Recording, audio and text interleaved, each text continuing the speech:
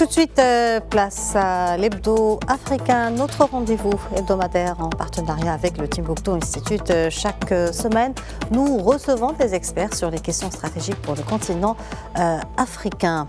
Instabilité et insécurité 2025, défi pour l'Afrique, c'est l'objet de notre décryptage aujourd'hui. Et pour cela, nous sommes en direct avec Dr Bakary Samb, directeur régional du Timbuktu Institute. Bonjour, Dr Bakary Samb. Merci d'être avec nous et très bonne année 2025. Bonjour et merci de votre aimable invitation et pour ce premier hebdo africain de 2025. Très bonne année à vous et meilleurs vœux à toute l'équipe de Média TV. Alors, docteur Bakary Samb, notre continent entre dans cette nouvelle année avec plein de défis en vue. Quels sont, selon vous, les plus importants qu'il faudrait relever ?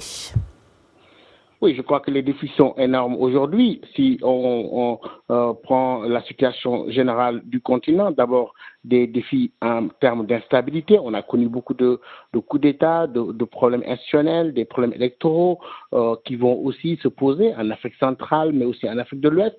Nous avons des défis climatique. Aujourd'hui, si on sait que la plupart de nos populations sont aujourd'hui menacées par le dérèglement climatique dont les conséquences touchent plus de 3,2 millions de personnes, sans parler de la problématique de la forêt du bassin Congo, mais aussi des inondations qui ont touché pas mal de pays.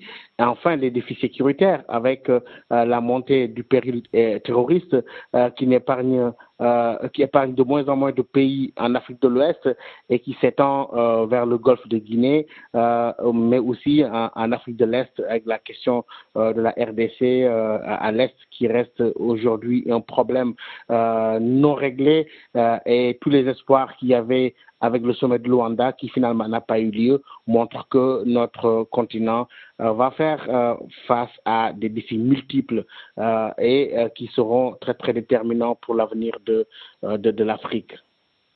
Mais docteur Bakary Samb, on sait que 2024 a été une année pleine de rebondissements, notamment au Sahel et en Afrique de l'Ouest. À quoi faudrait-il s'attendre en 2025 ? Oui, c'est vrai qu'on a connu des moments assez déterminants en Afrique de l'Ouest avec les élections sénégalaises, puis les élections au Ghana, avec des transitions politiques qui sont bien déroulées. Mais à côté, avant cela, nous avons aussi ces transitions inachevées dans certains pays qui s'acheminent vers l'expiration du délai de certaines transitions ou d'autres pays qui n'ont pas d'agenda. Je crois qu'en 2025, nous aurons à gérer les conséquences de ces transitions-là, mais aussi la question du terrorisme qui inquiète si on sait qu'aujourd'hui, le Sahel concentre pas moins de 50% des morts pour terrorisme sur le continent. Cela révèle des défis énormes sur le plan sécuritaire au moment où les instruments de coopération régionale font face à des difficultés comme la CEDEAO et d'autres organisations. Alors, au regard de tels défis que vous décrivez, pensez-vous que 2025 sera une meilleure année que celle précédente, surtout en termes de stabilité et de sécurité ?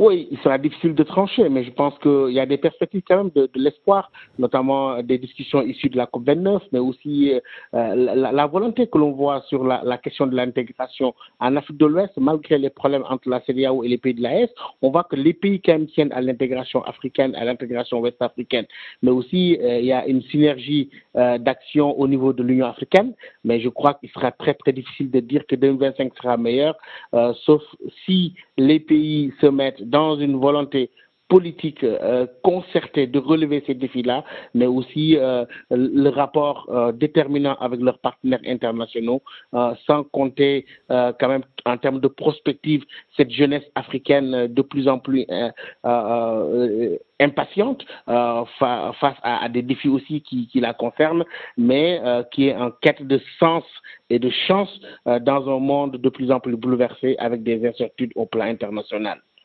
Docteur Bakary Samb, je vous remercie pour cet éclairage. Merci d'avoir répondu à nos questions. Et je rappelle que vous êtes directeur régional du Timbuktu Institute. Merci de votre invitation. Voilà, c'est ainsi que s'achève cette édition. Merci de l'avoir suivi. Bonne suite de programmes sur nos antennes.